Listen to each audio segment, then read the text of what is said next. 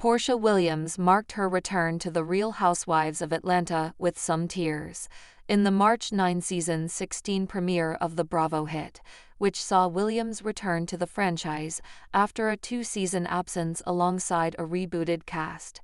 The Go Naked Hair founder got emotional as she opened up about her ongoing divorce from estranged husband Simon Guobadia. "Life doesn't always have a fairy tale ending," Williams, 43, said to viewers at the top of the show, as she noted she had filed for divorce from Guobadia a couple of months before RHOA cameras picked up. Maintaining stability in their marital home with daughter Pilar Gina McKinley, her child, who turns 6 this month, with ex-Dennis McKinley, has been the priority. "Things are getting really stressful with the divorce, and I'm trying to figure out the way forward," Williams said. Williams and Guobadia, 60, began dating in April 2021 after meeting through her former Bravo co-star, Guobadia's ex-fill-in Pena.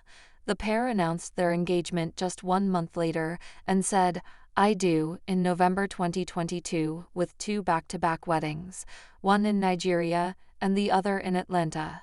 Their split, which POPLE announced exclusively in February 2024, took RHOA fans by surprise, but as Williams noted in the season 16 premiere, things between the former couple were far from perfect. "When you're married, I'm old school. You don't go out and tell people what's going on in your house," she said. "I know it looks like to many people, oh, she posted this perfect life. But I look back, and I can think to myself, I definitely posted this knowing we're not okay." Explaining what went wrong, Williams said she and Guobadia had serious trust issues between them.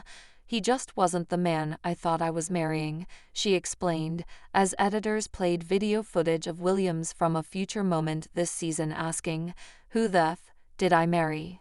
Later, in a discussion with divorce lawyers Randy Kessler and Asha Howard, Williams shared more about how the romance fell apart. "In my relationship with Simon, I felt like if I had him by my side, we could conquer anything," she said. "However, I just started realizing a lot of different things that turned out to be untruths. Many of those untruths," Williams alleged, involved money. "He wouldn't tell me what our finances were," she said. "It's not like I was sitting here like some dumb little wife and just enjoying some money. No, I actually asked my husband, what is going on?" Williams also raised concerns about Guobadia's immigration status in the United States. In February, the Nigerian native was detained by U.S. Immigration and Customs Enforcement, IC, amid President Trump's mass deportation plan. According to court records obtained by Atlanta's WSB-TV2, Guobadia, who migrated to the U.S. in 1982, has long been trying to become a U.S. citizen, to no success. He was declared deportable in 1985 after overstaying his visa, the outlet reported. He repeated the problem the next year, when he returned to the U.S. on another work visa. Guobadia was then deported back to Nigeria in 1992 following 3 arrests, including one in 1987 for alleged bank and credit card fraud, the WSB-TV2 reported. However, after less than a month away, he returned to America under an undisclosed identity and was granted permanent residency status. In 2016, the businessman applied for naturalization, though, because his previous status was unlawfully granted, he was denied. He has made several complaints and appeals since then, with his most recent attempt denied in January. Throughout their time together, Williams said in the RHOA season 16 premiere, she had questions about Guobadia's immigration issues. She recalled asking him, "Why, when we go to the airport, do we have to stand in a secondary line? Why do we continuously have to go through these issues?"